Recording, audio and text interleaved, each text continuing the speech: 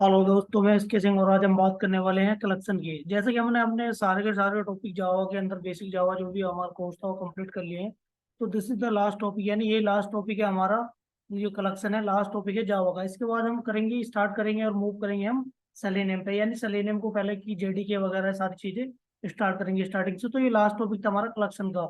Array के बाद collection है, तो कलेक्शन देख लेते हैं हम अपने। इस कलेक्शन देख लेते हैं कि क्या है कलेक्शन। तो कलेक्शन क्या होता है, देखिए। जहाँ पे में बहुत सारे लूप होल्स थे कि क्या था, सिमिलर टाइप ऑफ डेटा या आप स्टोर करा सकते थे, या उसको स्टैटिक होता था एरे स्टैटिक के बाद में उसको डायनेमिक, मतलब उसकी लेंथ नहीं बढ़ा सकते। तो ये सारी चीजें को दूर करने के लिए ना कलेक्शन फ्रेमवर्क आया है। कि कलेक्शन फ्रेमवर्क में बहुत सारी फैसिलिटीज है इस टाइप की, जो एरे के अंदर, यानी एरे के अंदर क्या है, आप एक सिमिलर टाइप का डेटा स्टोर कर सकते हैं। कलेक्शन अंदर क्या आप सिमिलर टाइप का भी कर सकते हैं और मल्टीपल टाइप का भी कर सकते हैं। जैसा आपको मन करे वैसा कर सकते हैं। तो एरे एडवांस था थोड़ा। जो कलेक्शन क्या है, एरे का एडवांस है, यानी एडवांस मान के चले। और एक वैसे ही फ्रेमवर्क है, तो देख लेते हैं इसकी डेफिनेशन क्या बोलती है। अरे बोलते हैं कि, सॉरी, ये कलेक्शन बोलता है इसका आपका। कलेक्शन बोलता है कि collection is a framework that is the design to store the object, यानी एक फ्रेमवर्क है। या ये कलेक्शन क्या है, फ्रेमवर्क है जो ऑब्जेक्ट को स्टोर करता है। यानी जो डेटा टाइप है हमारे, जो डेटा टाइपोलॉजी है, स्ट्रिंग टाइप का, इंटीजर टाइप का। तो यहाँ क्या ऑब्जेक्ट है, यानी ऑब्जेक्ट ले लिया इसमें। ऑब्जेक्ट में क्या कुछ भी आ सकता है आपका, स्ट्रिंग हो, इंटीजर हो, जो भी है ऑब्जेक्ट। तो ऑब्जेक्ट को क्या है, स्टोर करता है, यानी मेमोरी के अंदर क्या करता है, स्टोर करता है। और दूसरा क्या, and manipulate the design to store, और उसके डिजाइन को मैनिपुलेट करता है स्टोर करने के लिए, किसको, ऑब्जेक्ट को स्टोर करने के लिए, किसमें, मेमोरी में। तो इसका ऑब्जेक्ट का ये काम होता है, ठीक है। ये जैसे कि मैंने बताया था, ये इसका एडवांस मान लो बिल्कुल एकदम एरे का, जैसे उसमें सिमिलर टाइप का डेटा आप स्टोर कर सकते हैं। इसमें मल्टीपल टाइप का डेटा भी स्टोर कर सकते हैं, सिमिलर टाइप का भी डेटा आप स्टोर कर सकते हैं। जो देखिए इसमें क्या होता है, जो कलेक्शन है, जो यूज को करते हैं, जो परफॉर्म करता है, फॉलोइंग ऑपरेशन क्या करता है कलेक्शन फ्रेमवर्क के अंदर हम परफॉर्म करते हैं। पहला क्या होता है, जैसा आपका देख लीजिए यहाँ, सर्चिंग का हो गया कि सर्च करने के लिए। दूसरा सॉर्टिंग का हो गया, डेटा को सॉर्ट करने के लिए। डेटा को मैनिपुलेशन करने के लिए। इंसर्शन करने के लिए, इंसर्ट करने के लिए डेटा को। डेटा को डिलीट करने के लिए डिलीशन होता है आपका। और दूसरा क्या होता है, group of object known as a collection, यानी कोई ऑब्जेक्ट का ग्रुप। ऑब्जेक्ट का ग्रुप क्या कहलाता है, कलेक्शन कहलाता है। अब अंदर किसी मतलब ग्रुप होगा किसी भी ऑब्जेक्ट का, किसी भी टाइप का ऑब्जेक्ट हो उसमें ग्रुप होगा, वो कलेक्शन कहलाता है। जैसे ये है कि all the classes and interface for collecting और available in the Java utility package, यानी जितने भी क्लासेस और इंटरफेस हैं कलेक्टिंग के अंदर, वो आपके जावा यूटिलिटी पैकेज के अंदर क्या है, अवेलेबल है, या पहले से ही उसके अंदर स्टोर्ड है। तो नेक्स्ट देख लेते हैं कि हम फोकस क्या करते हैं ऑटोमेशन के अंदर। अगर देखा जाए तो कलेक्शन पे इतना फोकस नहीं होता है। अगर आप जावा डेवलपर की बात करें तो ये सारे के सारे टॉपिक जितने भी हमने कवर किए हैं या जो छोड़े हैं, वो सारे के सारे क्या करेगा, कवर करेगा और डीपली इसमें जाएगा, डेप्थ में। लेकिन अगर ऑटोमेशन की बात करें तो ऑटोमेशन पे हमारा इतना फोकस नहीं रहता। हम देख लेते हैं जितना हमारा नीड के अनुसार, यानी जितनी हमारे आवश्यकता है, उतना ही हम कोर्स कंटेंट करते हैं। क्योंकि इसके अलावा हमारे से वेस्ट ही है। हमें अगर वो अगर करें भी कोर्स में, अगर उसको करना भी है, तो अगर जब हम डेवलपर लाइन में जा ही नहीं रहे तो वो बेकार है हमारे। तो जितना हमारा क्या है, अगर टेस्टिंग पर्पज से है उतना हम क्लियर कर लेते हैं। तो टेस्टिंग के पर्पज से मेन क्या, हम इसमें लिस्ट और सेट देखते हैं। तो मैं यहाँ सारा ओवरव्यू दे देता हूँ आपको, सारे के सारे किस टाइप के यहाँ होता है, इंटरफेस, क्लासेस, और जो भी आपके मैथ सेट सेट वगैरह बता देता हूँ। लेकिन आपको लिस्ट और सेट, ये दो से ही आपका काम चलने वाला है ऑटोमेशन टेस्टिंग के अंदर। तो पहला देख लेते हैं, पहला होता है आपका इंटरफेस की। कलेक्शन के अंदर क्या क्या इंटरफेस होते हैं। तो देखिए कलेक्शन के अंदर आप देख लें, जैसे कलेक्शन हो गया, लिस्ट हो गया, set, map, stored set, stored map, और क्यू हो गया। और दूसरा क्या आपका, दूसरा जैसे देखिए क्लासेस कौन सी होगी, तो क्लासेस में आप देखेंगे कि जैसे लिस्ट हो गई, एरे लिस्ट हो गई, वेक्टर हो गया, लिंक लिस्ट हो गई। और आप सेट्स के अंदर देखेंगे तो सेट के क्या आपका, head set, link head set, tree tree set. और आपका ये देखेंगे मैप्स के अंदर देखें तो मैप, या आपका हैज मैप, हैज टेबल है, और ट्री मैप। और इसमें होता है डी क्यू, यानी काफी सारी चीजें इसमें बाकी भी होती हैं। लेकिन उन चीजों को हम देखना ही नहीं है, उस पर फोकस ही नहीं है हमारा। यानी फोकस इसलिए नहीं करेंगे क्योंकि हमारी कोई आवश्यकता नहीं है, क्योंकि हमको कुछ डेवलप तो करना नहीं है। जो डेवलप्ड है उसको टेस्ट करना है, और वो हमें लिस्ट और हमारे सेट से काम चलने वाला है। तो हम दो चीज पे ज्यादा डेप्थ में फोकस करेंगे। तो ये देख लें, लिस्ट और सेट का मैं दिखा देता हूँ आपको थोड़ा सा कि इनका इंटेंसिएशन क्या होता है। ये जो इंटरफेस है, और इंटरफेस का इंटेंसिएशन कर सकते हैं। इंटेंसिएशन हमेशा किसका होगा, क्लास का होगा। अब लिस्ट के लिए किस किस क्लास का इंटेंसिएशन, किस क्लास के हेल्प से इंटेंसिएशन करेंगे, ये मैं आपको दिखा देता हूँ। जैसे लिस्ट इंटरफेस आपका ये वाला लिस्ट इंटरफेस, तो इसका इंटेंसिएशन ये करेंगे, ऑब्जेक्टिव बनाएंगे तो ऑब्जेक्ट तो इसका क्रिएट हो जाएगा इंटरफेस का, लेकिन इंटेंसिएशन तो क्लास का ही होगा जो प्रीडिफाइंड कोड हमारा जो यू पैकेज के अंदर, किसी पैकेज जावा यूटिल पैकेज के अंदर डिफाइन होगा, तभी तो इंटेंसिएशन करेंगे। तो इंटेंसिएशन इसका तो कर नहीं सकते क्योंकि ये तो इंटरफेस है, तो किसी क्लास की हेल्प से करनी पड़ेगी हमें। तो लिस्ट के लिए क्या क्या क्लासेस होंगी वो यहाँ देख लेते हैं, हमारी क्या क्या क्लासेस होंगी। तो देखिए ये हमारी है, जैसे लिस्ट का वो हम करेंगे, ऑब्जेक्ट बनाएंगे, तो देखिए पहला है एरे लिस्ट हो गया, लिंक लिस्ट की हेल्प से करेंगे, वेक्टर क्लास की हेल्प से करेंगे, स्टैक की क्लास की करेंगे। और दूसरा आ जाता है हमारा सेट्स की मदद की, फिर सेट इंटरफेस, ये आपको बताया था सेट इंटरफेस, दो भी हम फोकस करेंगे, इन्हीं से हमारा काम हो जाएगा।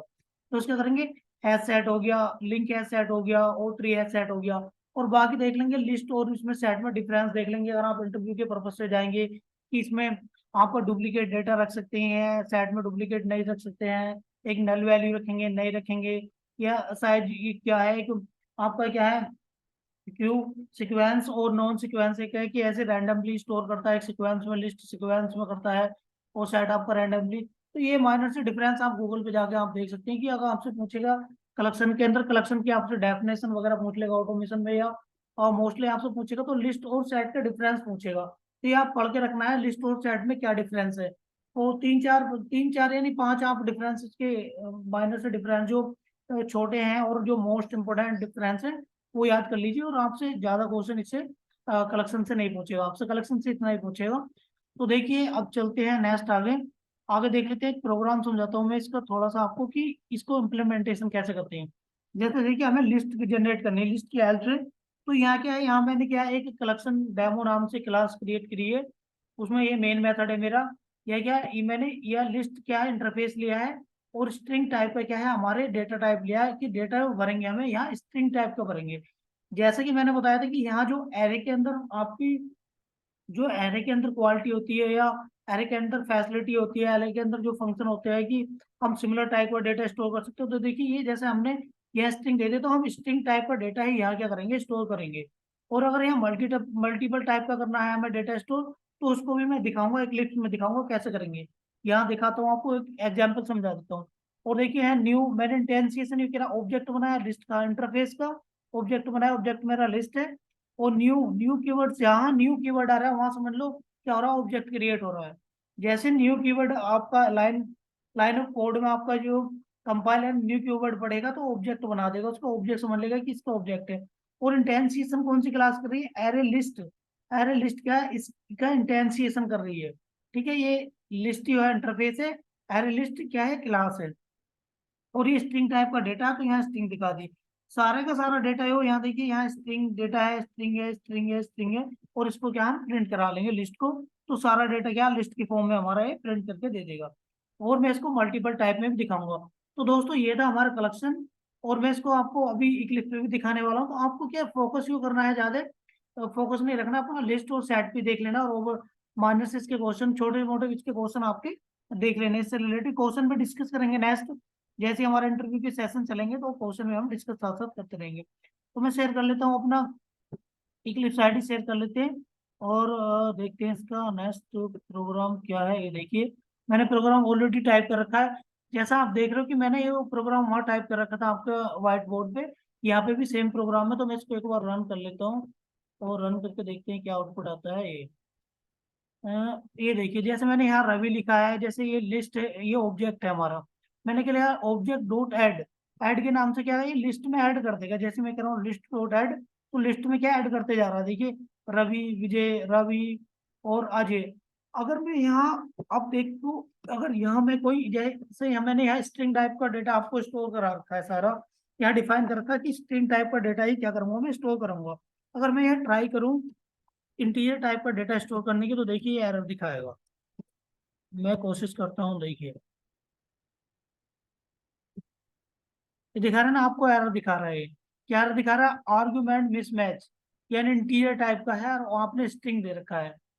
देख रहे हैं ना आप, ये इस टाइप का डेटा आपको यहाँ दिखा रहा है, तो यहाँ नहीं करने दे रहा।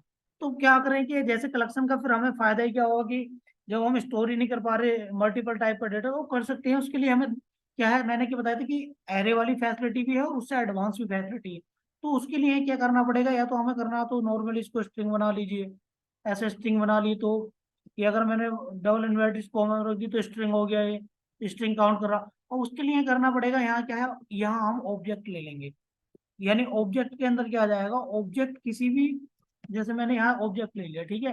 अब जब मैंने ऑब्जेक्ट ले लिया तो ऑब्जेक्ट में कोई भी आपका डेटा हो सकता है, किसी भी टाइप का क्या हो सकता है, डेटा हो सकता है। आप इंटीजर इंटीजर लें, फ्लोटिंग लें, और ये देखिए आपका फ्लोटिंग हो गया, इंटीजर हो गया, और स्ट्रिंग हो गया, किसी भी टाइप का डेटा लेंगे तब भी क्या करेगा, स्टोर करेगा। अब देखिए इसके साइज की बात करूँ तो साइज भी कोई डिफरेंट नहीं पड़ रहा। ये देखिए आप ले लिए, इसने कोई एरर नहीं दिखा रहा। मैं नेक्स्ट दिखाता हूँ आपको, नेक्स्ट में ऐड करके दिखाता हूँ एक। ये देखिए, एक तो मैं इसका साइज बढ़ाते जा रहा हूँ, साइज बढ़ाने पे भी क्या है, इस पे कोई इम्पैक्ट नहीं आ रहा, साइज बढ़ाने से भी कोई इस पे फर्क नहीं पड़ रहा। तो देखिए यही कलेक्शन की क्या है खासियत होती है, कि आप कितना भी कलेक्शन, इसीलिए कलेक्शन का यूज हुआ और इसीलिए इसको लाया गया कलेक्शन को, वरना हमारा एरे से काम चल रहा था। तो इसमें क्या है, साइज का भी कोई टेंशन नहीं है, और किसी भी टाइप का हम डेटा स्टोर करें तो उससे भी कोई इसमें कोई इशू नहीं है। तो देखिए मैं इसको रन करता हूँ और दिखाता हूँ आपको इसका आउटपुट। ये देखिए इसमें सारे का सारा, यानी एक ही लिस्ट के अंदर आप क्या है, एक लिस्ट के अंदर आपका क्या है, सारे का सारा देखो, स्ट्रिंग टाइप के डेटा भी बन रहे हैं, और इंटीजर टाइप का है, और फ्लोटिंग टाइप का भी डेटा आपका है यहाँ है। तो किसी मल्टीपल टाइप का डेटा क्या आप स्टोर कर सकते हैं। लेकिन यहाँ भी आपको थोड़ा सा, यहाँ ऑब्जेक्ट के अंदर क्या किसी भी टाइप का डेटा आप ले लेंगे, और ऑब्जेक्ट आपने दे दिया।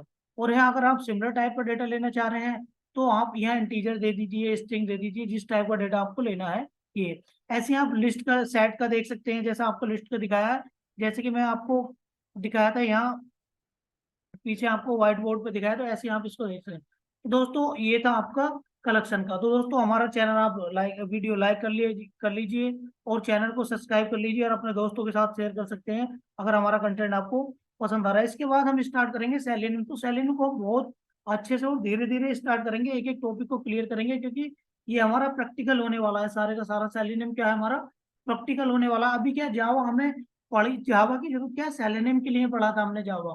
और सेलेनियम को पढ़ने के लिए हमने क्या है, सेलेनियम के लिए हमें जावा की जो बेसिक जावा थी हम पढ़ सकते हैं कि मिनिमम 35% जावा आपको आना चाहिए, अगर सेलेनियम आपको ऑटोमेशन टेस्टिंग करनी है। तो अब क्या मेन पार्ट, ये जो हमारा ऑटोमेशन टेस्टिंग का जो मेन पार्ट है, अब यहाँ से स्टार्ट होने वाला है। क्योंकि जावा का तो हमने ओवरव्यू लिया था कि मिनिमम 35% जावा क्या हमारी क्लियर होनी चाहिए। तो दोस्तों ये था आपका कलेक्शन, और ये आई थिंक आपको क्लियर हो गया होगा। तो दोस्तों मिलते हैं नेक्स्ट वीडियो में, नेक्स्ट सीरीज के साथ, जिसमें हम स्टार्ट करेंगे अपना ऑटोमेशन टेस्टिंग। जब तक के लिए take care, bye bye, thank you.